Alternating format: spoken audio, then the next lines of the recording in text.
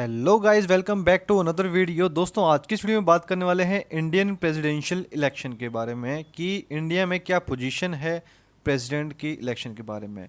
So first of all we are going mainly three topics. पहला है कि how is president elected, यानी कि किसी भी प्रेसिडेंट की नियुक्ति कैसे की जाती है। Second is qualification for election as president, यानी कि किसी भी प्रेसिडेंट का जब क्वालिफिकेशन क्या होनी चाहिए इलेक्ट करने के लिए। एंड लास्ट ये what are the conditions of the president's office, यानी कि प्रेसिडेंट्स के ऑफिस की क्या क्या मेनली कंडीशंस होनी चाहिए।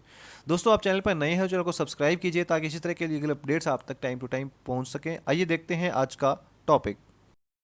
सबसे पहले हम बात करते हैं कि how is the president elected. There is no direct election for the Indian president, an electoral college elects him. The electoral college responsible for president's election comprises elected members of Lok Sabha and Rajya Sabha, legislative assemblies of the states, and the legislative assemblies of the union territories of Delhi and Pondicherry.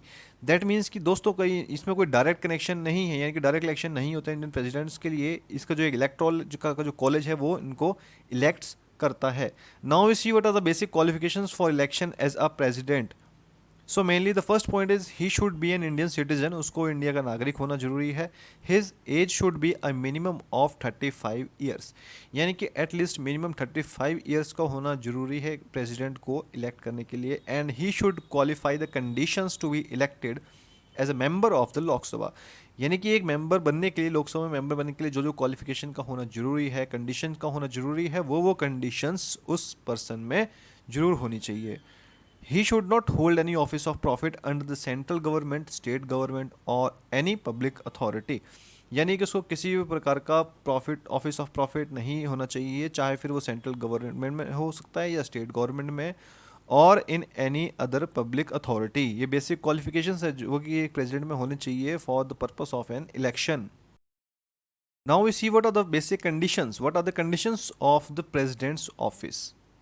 सो क्या क्या वो शर्तें हैं, conditions हैं किसी भी presidents office के लिए। तो सबसे पहली पॉइंट है, he can not be a member of the Lok Sabha and Rajya Sabha.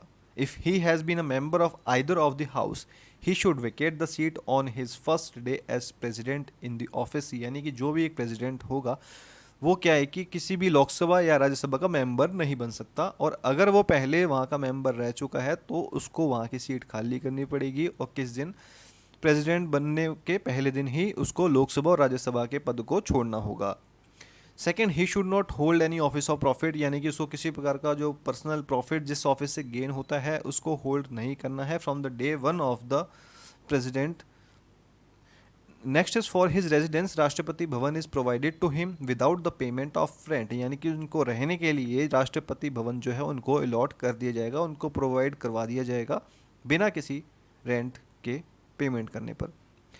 Next, parliament decides his emoluments, allowances and the privileges, यानी कि पार्लियामेंट डिसाइड करेगी कि उनको क्या ओमोल्यूमेंट्स देने चाहिए, क्या क्या उनको अलाउंसेस और प्रिविलेजेस, उनको बेनिफिट्स दिए जाएंगे, ये सब डिसाइड किया जाएगा पार्लियामेंट में। He is given immunity from any criminal proceedings even in respect of his personal acts. ये तो हमारे कॉन्स्टिट्यूशन में भी प्रोविज़न दिया गया है कि जिसमें कहता है कि उनको ना कुछ इम्यूनिटी दी गई है, यानी कि कोई इन पे क्रिमिनल प्रोसीडिंग्स नहीं कर सकता, and even during his office and even in respect of his personal acts, यानी कि कोई पर्सनल एक्ट्स पे भी उनके कोई कार्रवाई नहीं की जा सकती।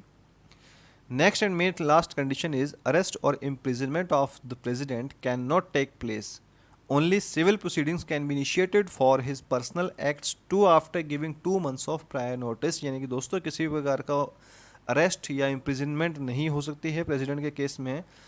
दैट उन पर सिर्फ सिविल प्रोसीडिंग्स इनिशिएट की जा सकती है, लेकिन वो भी कब, जब उनके पर्सनल एक्ट्स के होने पर, और उसके लिए भी प्रायर 2 months नोटिस देना मैंडेटरी है, यानी कि किसी प्रकार का कोई क्रिमिनल केस नहीं कर सकते, सिविल केस कर सकते हैं but only for personal acts, और वो भी तभी जब आपने एडवांस में 2 month प्रायर नोटिस इशू किया होगा। तो दोस्तों था बेसिकली इंडियन प्रेसिडेंशियल इलेक्शन की कैसे कैसे होता है, क्या उनकी क्वालिफिकेशन हो चाहिए, कैसे उनको नियुक्त किया जाना चाहिए, और होल्ड करने के बाद जब एक बार प्रेसिडेंट अपनी होल्ड कर लेते हैं अपने ऑफिस को, तो उनके पास क्या क्या कंडीशंस होनी चाहिए। तो दोस्तों उम्मीद करता हूँ आपको आज की वीडियो इन्फॉर्मेटिव लगी है। चैनल पर नए हैं तो सब्सक्राइब कीजिए, वीडियो को लाइक और शेयर कीजिए ताकि इस तरह के इंपॉर्टेंट लीगल अपडेट्स आप तक टाइमली पहुँचते रहें। Thanks for watching this video.